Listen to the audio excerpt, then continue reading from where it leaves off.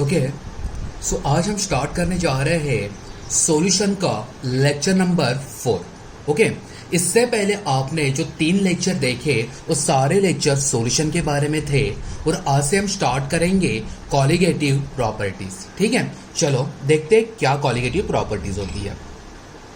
Colligative properties, colligative properties. Okay, so देखो colligative property इसका meaning है कलेक्टिव प्रॉपर्टी। क्या है बोलो? Collective property. ओके, अभी ये कलेक्टिव क्या है कैसे है, ये आप जब अगले वाले लेक्चर से उसके अंदर आपको एकदम सही ढंग से फीलिंग आ जाएगी।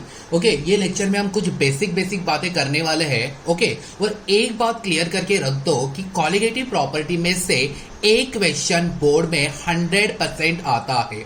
अब तक के जितने भी एग्जाम हुए उसमें कॉलिगेटिव प्रॉपर्टी का एक क्वेश्चन 100% था। ओके, सो देखो सबसे पहले समझ लेते हैं कि कॉलिगेटिव प्रॉपर्टी क्या है। मैंने आपको सिंपल में क्या बताया कि colligative property means collective property. So देखो कॉलिगेटिव प्रॉपर्टी की एक यहाँ पर डेफिनेशन दी है, वो डेफिनेशन को सही ढंग से पढ़ लो, आपको समझ में आ जाएगा कि ये कॉलिगेटिव प्रॉपर्टी क्या होता है। सबसे पहले सुन लो कॉलिगेटिव प्रॉपर्टी क्या है। कॉलिगेटिव प्रॉपर्टी माने कि ऐसी प्रॉपर्टी जो सिर्फ और सिर्फ डिपेंड करे नंबर ऑफ सोल्यूट पार्टिकल के ऊपर। किसके ऊपर बोलो? Number of solute particle present in solution.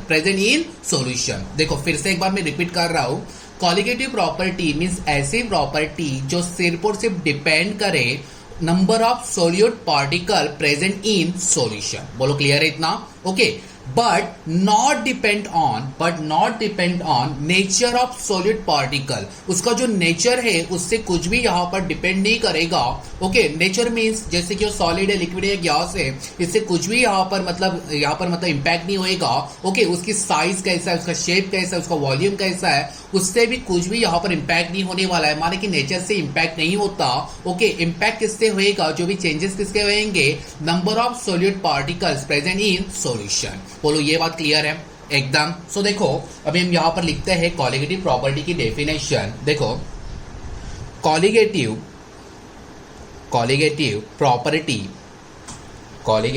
Property of solution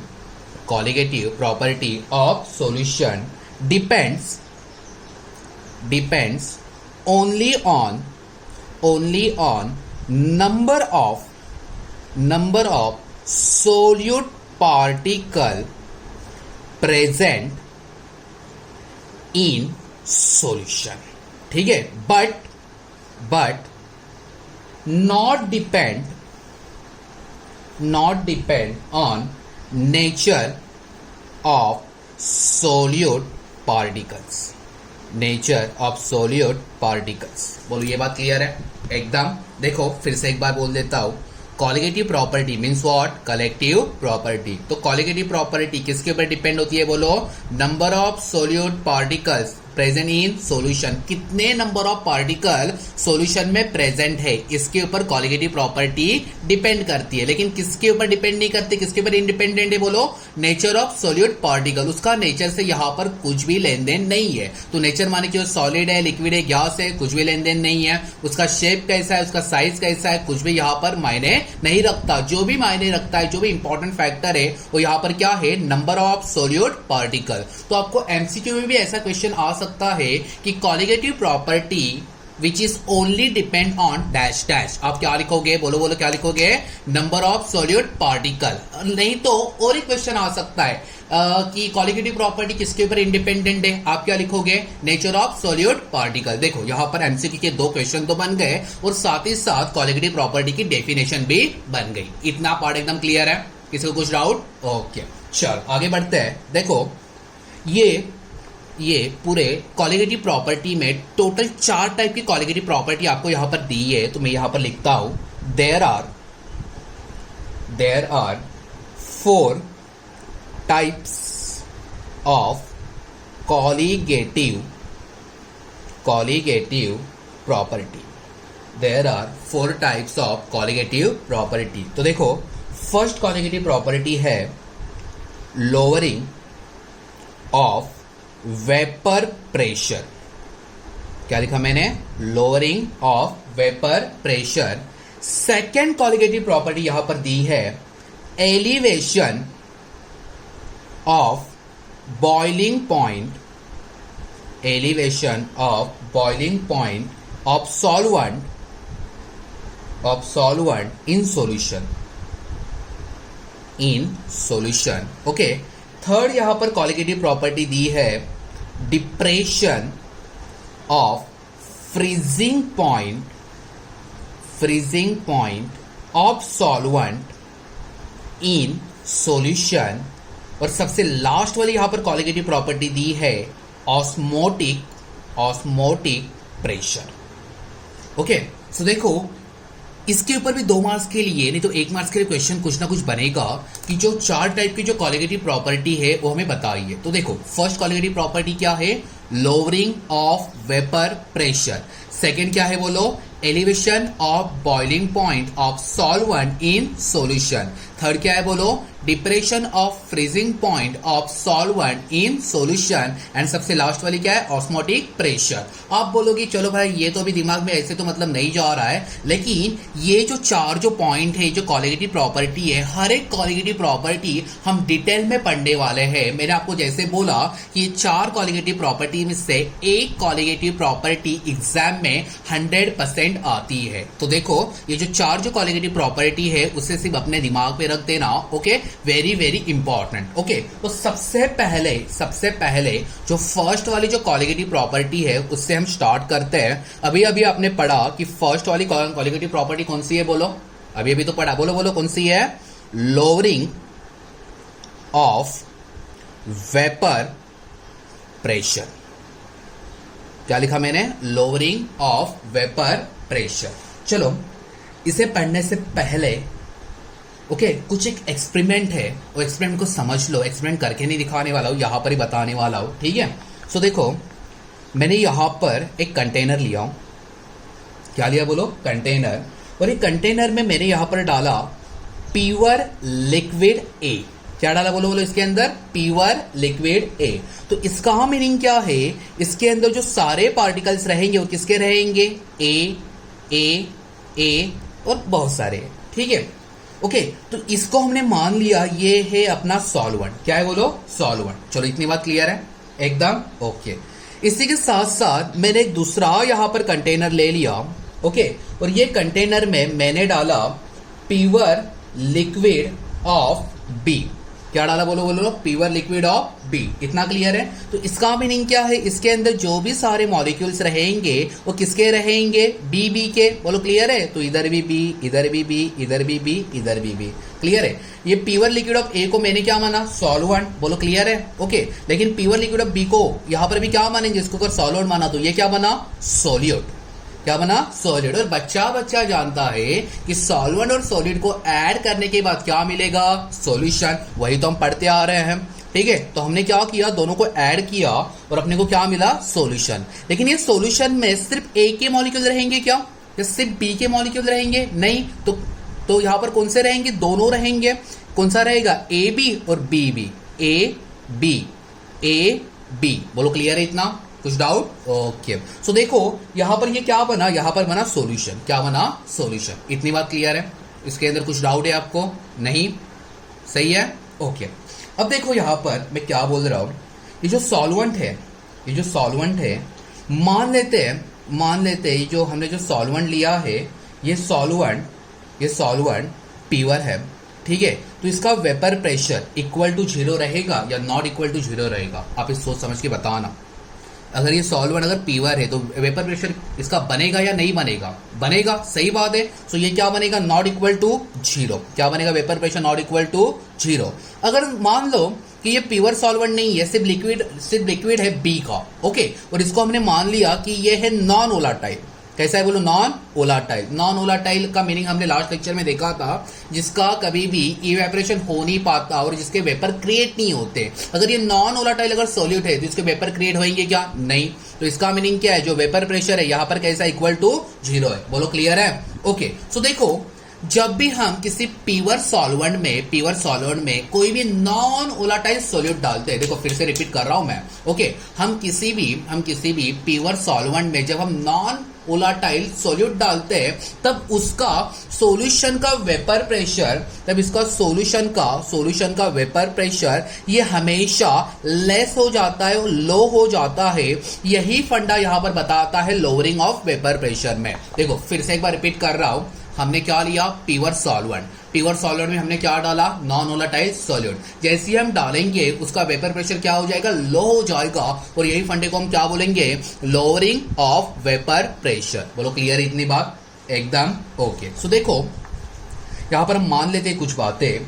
let P1 not, देखो मैं क्या लिखा है, P1 not be the vapour pressure of pure solvent, vapour pressure of pure solvent. तो सॉल्वेंट कौन है, ये है, बोलो हाँ या ना। इसको हमने क्या माना, इसका वेपर प्रेशर क्या है, P1 नॉट। बोलो क्लियर है इतना, ओके।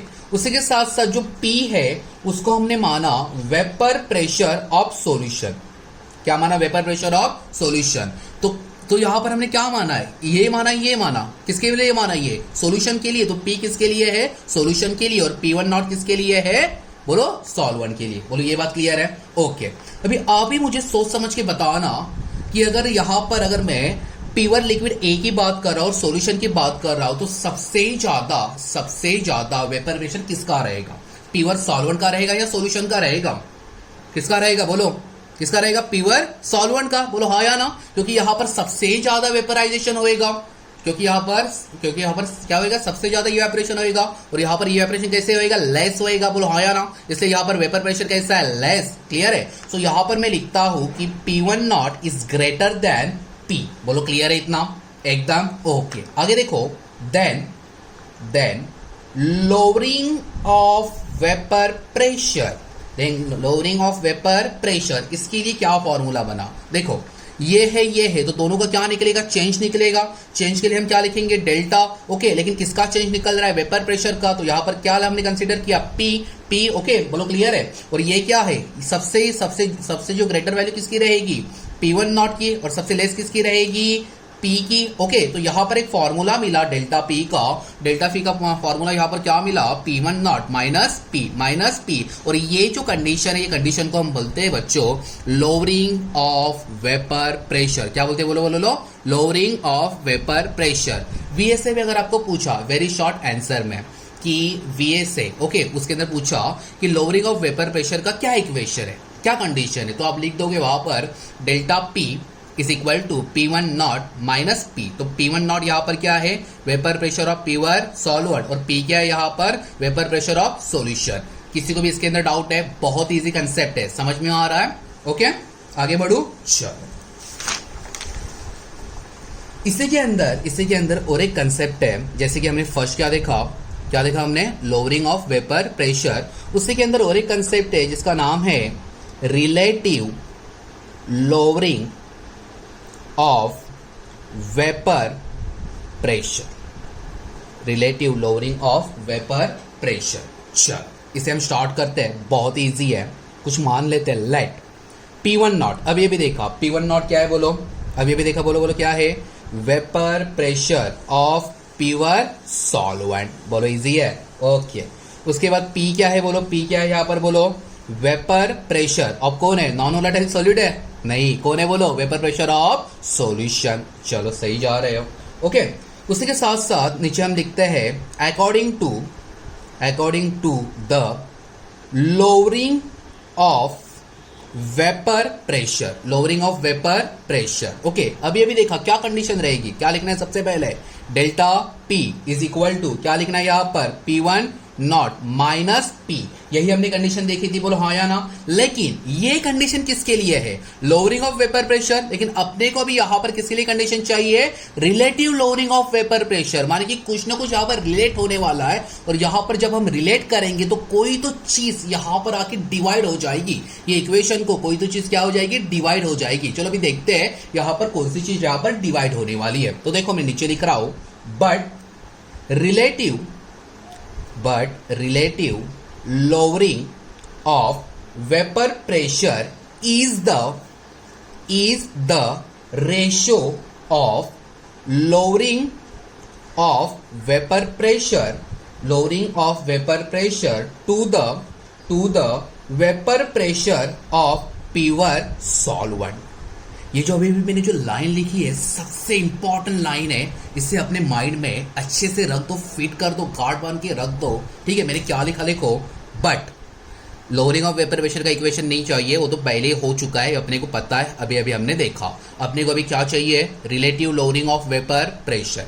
तो देखो relative lowering of vapour pressure क्या है, ये क्या है, एक रेशियो है। क्या है रेशियो, रेशियो बोले तो कैसे, डिवाइड में जो आएगा, बोलो क्लियर है। तो रेशियो में अपर साइड में क्या है, लोअरिंग ऑफ वेपर प्रेशर, बोले तो ये इक्वेशन, और यहां पर नीचे क्या है, vapour pressure of pure solvent. बोलो ये बात क्लियर है एकदम, ओके। सो देखो सबसे पहले relative lowering of vapour pressure का अपने को इक्वेशन लिखना है। तो देखो ऊपर क्या है, क्या है, देखो लोअरिंग ऑफ वेपर प्रेशर, इसके लिए हमने क्या माना था, डेल्टा पी, बोलो क्लियर है। और नीचे क्या है, vapour pressure of pure solvent, तो vapour pressure of pure solvent को हमने क्या माना था, P1 नॉट, बोलो क्लियर है इतना एकदम। और अभी अभी आपको पता चला रहेगा कि डेल्टा पी की वैल्यू कितनी है, बोलो P1 not minus P divide by क्या है, P1 नॉट। तो ये आपको अभी अभी जो इक्वेशन मिला, ये इक्वेशन को आप क्या बोलोगे, relative lowering of vapour pressure. कोई दिक्कत वाली बात नहीं है, ओके। और जो अपर वाली जो केस ये जो मिली ये क्या है बच्चों, लोअरिंग ऑफ वेपर प्रेशर। सिर्फ डिवाइड हमने क्या किया यहां पर,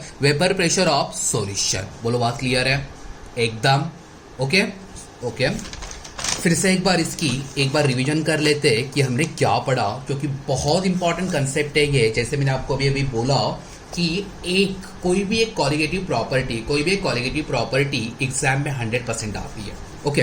तो देखो आज हमने स्टार्ट किया था लेक्चर नंबर 4 किसका, सॉल्यूशन एंड कॉलिगेटिव प्रॉपर्टी का। जैसे कि आपको मैंने लास्ट टाइम बताया, पहले के जो 3 लेक्चर हुए उसके अंदर सारा सॉल्यूशन का कंटेंट खत्म हो गया। आज से हम क्या स्टार्ट करने जा रहे हैं, कॉलिगेटिव प्रॉपर्टी।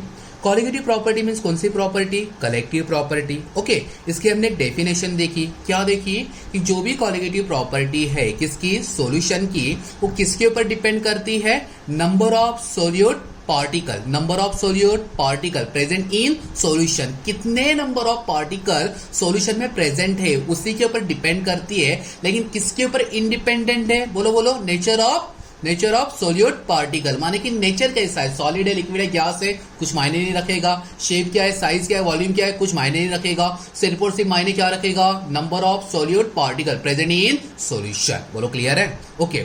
जैसे मैंने आपको बताया कि ये अपने को कंटेंट में टोटल 4 कॉलिगेटिव प्रॉपर्टी पढ़ने हैं। फर्स्ट कौन सा है, lowering of vapour pressure. Second कौन सा है, elevation of boiling point of solvent in solution. Third कौन सा है, depression of freezing point of solvent in solution. और सबसे लास्ट वाला कौन सा है, ऑस्मोटिक प्रेशर। उसमें से हमने फर्स्ट कॉलिगेटिव प्रॉपर्टी हमने यहां पर स्टडी की, ओके। आई होप आपको ये समझा रहेगा। तो फिर जिसको समझा नहीं है फिर से एक बार देखो, जिसको समझा है वो भी देखो, उसकी रिवीजन हो जाएगी, ओके। फर्स्ट कॉलिगेटिव प्रॉपर्टी हमने क्या देखी, lowering of vapour pressure, okay. तो सबसे पहले मैंने क्या लिया, एक कंटेनर लिया, वो कंटेनर में मैंने क्या डाला, प्योर लिक्विड ऑफ ए डाला। क्या डाला, प्योर लिक्विड ऑफ ए। इसको हमने क्या माना, ये क्या है, सॉल्वेंट, ओके क्लियर है। तो यहां पर ये जो सारे मॉलिक्यूल है ये मतलब किसके रहेंगे, ए के रहेंगे। उसी के साथ साथ हमने यहाँ पर बी लिया, ओके, बी के मॉलिक्यूल लिए। लेकिन ये जो बी मॉलिक्यूल है कैसा है, नॉन वोलाटाइल। बोलो क्लियर है, ओके। और ये दोनों को हमने क्या किया, ऐड किया। ऐड करने के बाद क्या मिला, सॉल्वेंट प्लस सॉल्यूट का क्या मिला, सॉल्यूशन। ये बात क्लियर एकदम, ओके।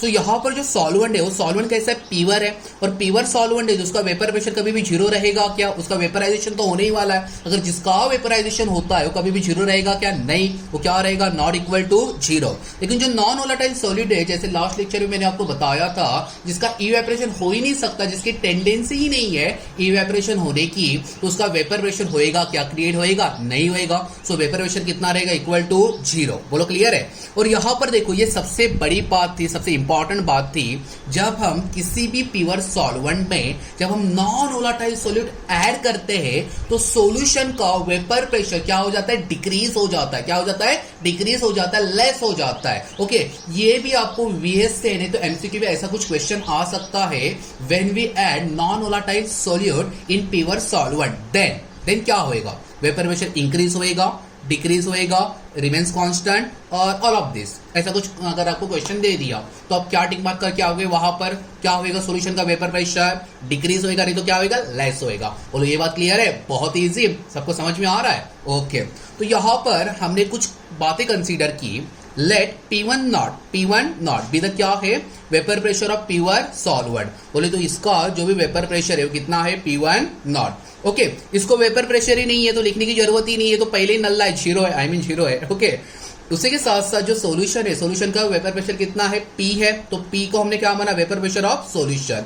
आपने यहां पर भी एक चीज मतलब गौर की रहेगी, नोटिस की रहेगी कि जैसे ही हमने सॉल्यूशन में नॉन वोलेटाइल सॉल्यूट डाला तो उसका वेपर प्रेशर क्या हो गया, डिक्रीज। लेकिन इसका तो पहले ही ज्यादा है, तो इसका मीनिंग क्या है कि P1 not is greater than P। उसके बाद हमने कंडीशन लिखी लोअरिंग ऑफ वेपर प्रेशर के बारे में। ओके, तो यहां पर जो भी चेंजेस है किसके है, प्रेशर के है। सो मैंने यहां पर लिखा डेल्टा P, ग्रेटर कौन है, P1 नॉट माइनस P। बोलो ये क्लियर है एकदम। ओके, उसके बाद उसी के अंदर एक सेकेंड कंडीशन थी। फर्स्ट हमने क्या देखी, लोअरिंग ऑफ वेपर प्रेशर, लेकिन सेकेंड कंडीशन यहां पर क्या थी, relative lowering of vapour pressure. फिर से वही बातें हमने कंसीडर की। Let P1 not be the what, vapour pressure of pure solvent. Okay, P का मीनिंग क्या होता है, वेपर प्रेशर ऑफ सॉल्यूशन। बोलो क्लियर है। According to the lowering of vapour pressure क्या कंडीशन है, delta P is equal to P1 not minus P। Okay, और ये सबसे इंपॉर्टेंट बात कि अगर relative lowering of vapour pressure लिखना है तो अपर पार्ट में क्या रहेगा, क्या रहेगा, बोलो लोअरिंग ऑफ वेपर प्रेशर, और लोअर में क्या रहेगा,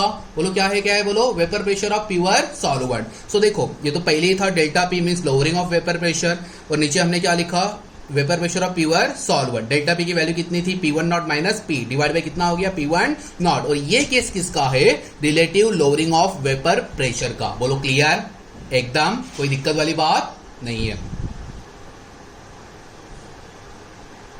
ओके, अभी हमें एक डेरिवेशन देखने वाले हैं जो एग्जाम के पॉइंट ऑफ व्यू से बहुत ही इंपॉर्टेंट है।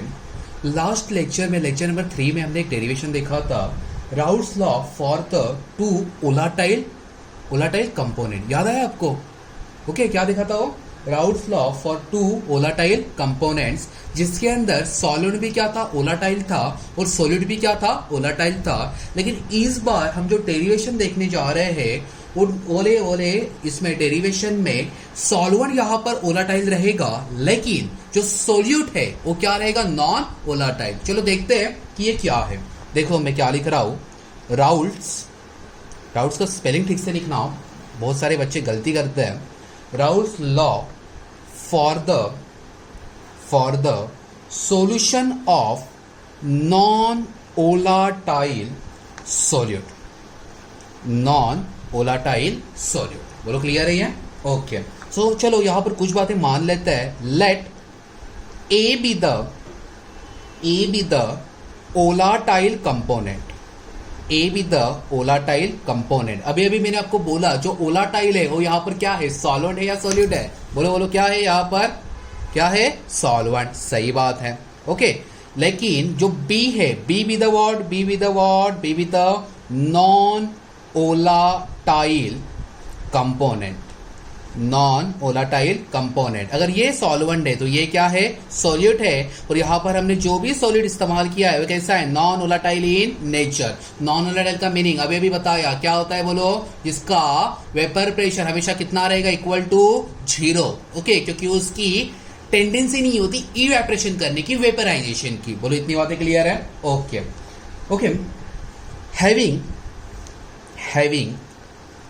having x1 and x2 be the mole fraction, x1 किसका है, A का, ओके, और x2 किसका है, B का। बोलो ये बातें क्लियर है एकदम, कोई दिक्कत वाली बात नहीं है। चलो उसी के साथ साथ और कुछ बातें यहां पर हम अज्यूम कर लेते हैं। P1 not be the vapour pressure of pure solvent, और सॉल्वेंट यहां पर कैसा है बच्चा, वोलाटाइल। बोलो क्लियर है।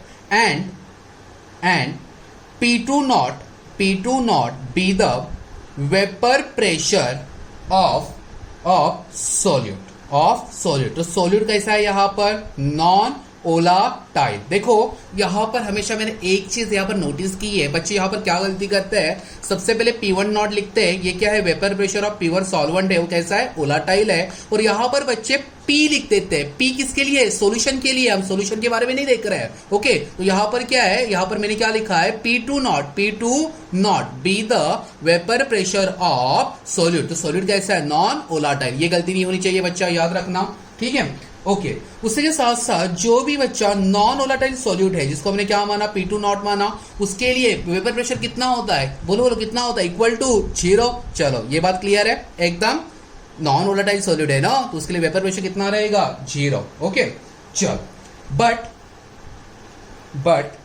According to the Raoult's law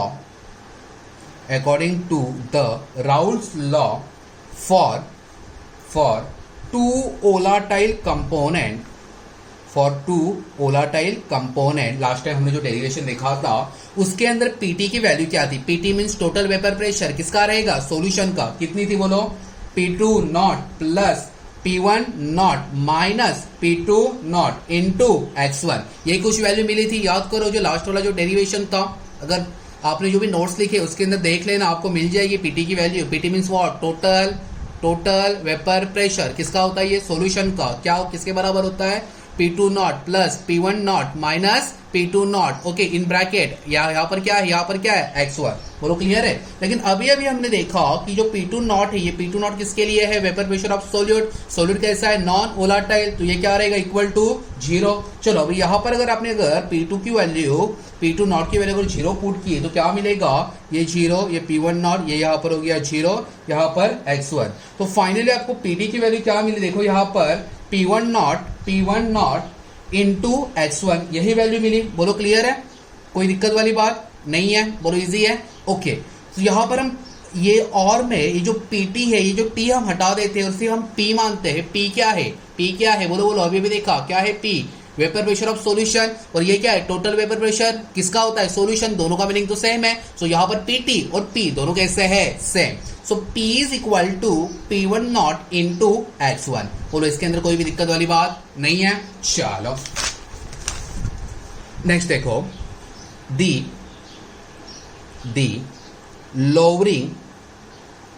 lowering of vapor pressure is given by, अभी ये तो आप मुझे फटक से बता दोगे, चलो बोलो डेल्टा P की वैल्यू कितनी होती है, delta P is equal to P1 not minus P, कोई दिक्कत वाली बात नहीं है। अभी हमने यहाँ पर P की वैल्यू फाइंड आउट की है, क्या है, बोलो P की वैल्यू, देखो P1 नॉट माइनस P की वैल्यू क्या है, P1 नॉट इंटू x1। बोलो कोई दिक्कत वाली बात नहीं है, एकदम इजी, किसको दिक्कत, ओके क्लियर है ना, समझ में आ रहा है सबको, ओके समझ में आ रहा है।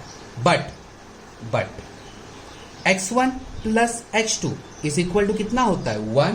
यहाँ पर वैल्यू क्या है, x1, ओके, यहाँ पर वैल्यू क्या है, x1, अरे हाँ या ना, क्लियर है। सो देखो 1 minus x1 is equal to x2, 1 minus x1 is equal to x2। जब आप इसे अच्छी तरह से आप जब रिप्रेजेंट करोगे, ओके, तो आपको फाइनली डेल्टा P की value P1 not into x2 मिल जाएगी। क्या मिलेगी, बोलो P1 नॉट इंटू x2। तो ये वैल्यू आपको याद रखनी है, delta P is equal to P1 not into x2। Okay, इसके बाद फर्स्ट हमने क्या लगाया, case lowering of vapour pressure, इसके बाद हम लगाएंगे relative lowering of vapour pressure. सिर्फ क्या करना है, डेल्टा P की वैल्यू मिली है, उसको किससे डिवाइड करना है, P1 नॉट से, बोलो हाँ या ना। अभी भी यहाँ पर वैल्यू क्या मिली है, P1 not into x1 divide by कितना किया, P1 नॉट से P1 नॉट मर गया, खचे, कितना बचा, x2। सो फाइनल इक्वेशन आपको क्या मिल रहा है, देखो delta P divide by P1 not is equal to x2। तो यहाँ पर ये आपको केस